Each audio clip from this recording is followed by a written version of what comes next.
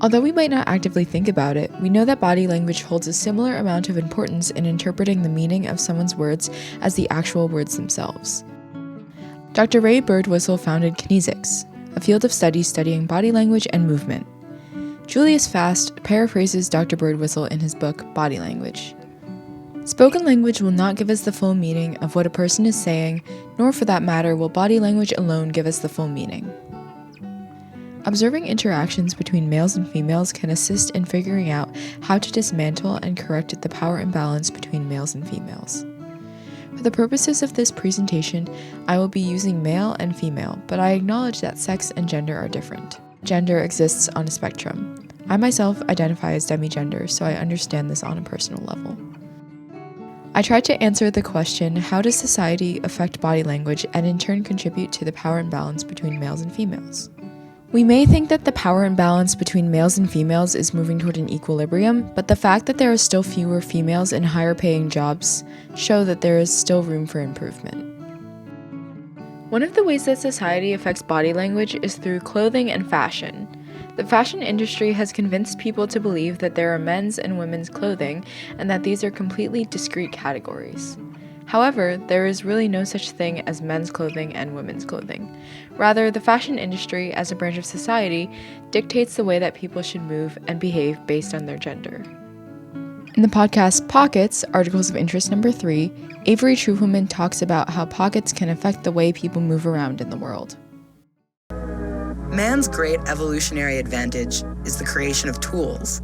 The problem is we're not marsupials. We need to carry them somehow. And this idea of who has access to the tools they need, who can walk through the world comfortably and securely, this is what we are talking about when we talk about pockets.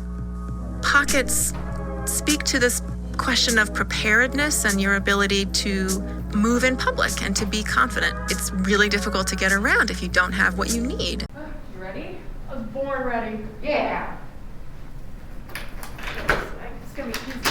Oh yeah. Wait. Oh no! My pencil! I don't have one either! Oh no, where's my key?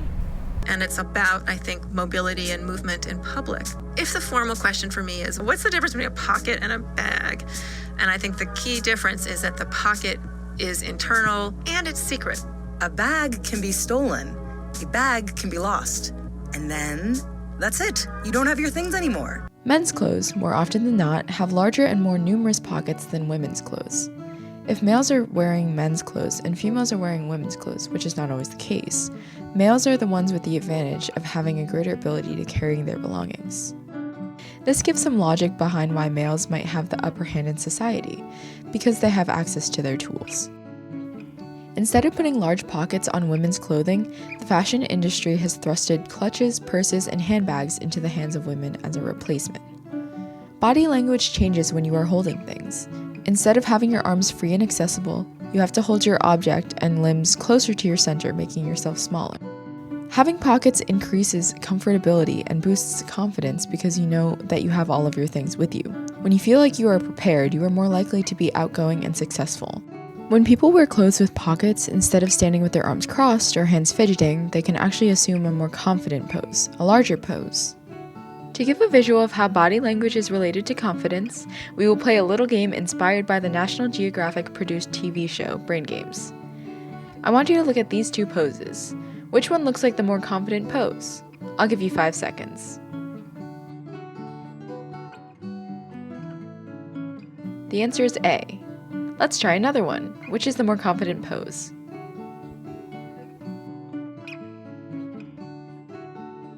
The answer is B.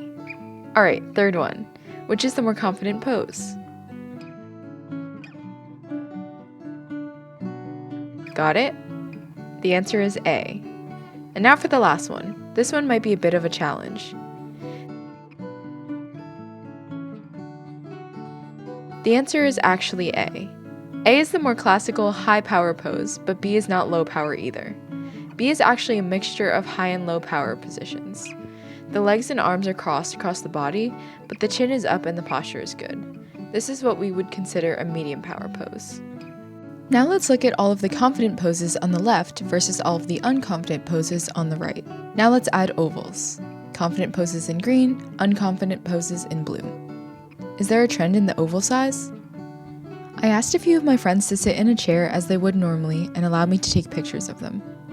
After I got the pictures, I drew ovals around them. A bigger oval should indicate a higher power pose. I wanted to see if females or males sat in higher power poses. Despite not getting enough participants to come to any conclusions, I do think this is an interesting analysis technique worth looking into in the future.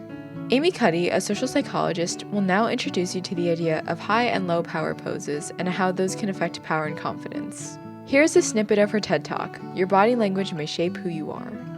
What are nonverbal expressions of power and dominance? Well, this is what they are. So in the animal kingdom, they are about expanding. So you make yourself big, you stretch out, you take up space, you're basically opening up. It's about opening up.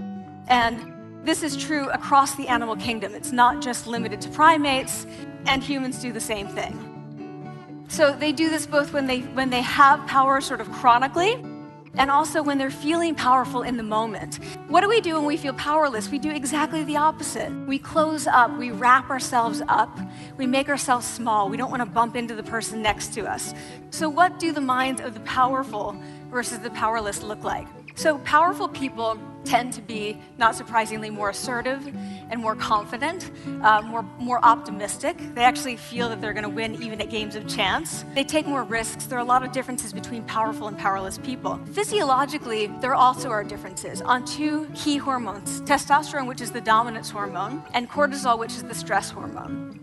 So what we find is that high-power alpha males in primate hierarchies have high testosterone and low cortisol, and powerful and effective leaders also have high testosterone and low cortisol. Primate hierarchies, if an individual needs to take over an alpha role sort of suddenly, within a few days, that individual's testosterone has gone up significantly and his cortisol has dropped significantly. So we have this evidence both that the body can shape the mind and also that role changes can shape the mind. So what happens, okay, you take a role change, what happens if you do that at a really minimal level, like this tiny manipulation, this tiny intervention? For 2 minutes you say, I want you to stand like this, and it's gonna make you feel more powerful. This is what we did. We decided to bring people into the lab and run a little experiment. They come in, they spit into a vial. We, for 2 minutes, say, you need to do this or this. They don't look at pictures of the poses. We don't want to prime them with the concept of power. We want them to be feeling power, right? So 2 minutes they do this. We then ask them, how powerful do you feel on a series of items? And then we give them an opportunity to gamble. And then we take another saliva sample. That's it. That's the whole experiment. So this is what we find. Risk tolerance, which is the gambling. What we find is that when you're in the high power pose condition, 86% of you will gamble. When you're in the low power pose condition, only 60%, and that's a pretty whopping significant difference. Here's what we find on testosterone. From their baseline when they come in, high power people experience about a 20% increase, and low power people experience about a 10% decrease. So again, 2 minutes and you get these changes. Here's what you get on cortisol. High power people experience about a 25% decrease, and the low power people experience about a 15% increase. So 2 minutes lead to these hormonal changes that configure your brain to basically be either assertive, confident, and comfortable, or really stress reactive and, feeling sort of shut down. Though Cuddy's experiment has been found to fail reproducibility tests, the general idea that powerful people are more confident and that confident people are more powerful makes sense. People are more likely to listen to those who seem to know what they are doing, which is usually people who are confident and self-assured. Like Cuddy mentioned, low stress levels accompany confidence and power. Results from a study by psychologists Martha Davis and Shirley Weitz suggest it may be useful to examine nonverbal indicators of relaxation or ease and tension as they vary by sex of subject and whom he or she is interacting with. The more studies need to be done to come to conclusions, it seems that comfortability does play a role in determining the types of body language a person uses. Relaxation and ease are usually signs of comfortability and confidence, while tension shows lack of comfort and lack of self-assurance. Internal feelings of confidence and comfortability can translate to external body language. When females are raised to believe that they should fear males in what is called social fear conditioning, their body language is most likely going to reflect this fear. Social fear conditioning ultimately keeps males in power and females in powerless roles. Luckily, there are people studying this issue. For example, Jack Halberstam, a gender and queer theorist, writes in his book Trans** about how labels can be used both positively and negatively.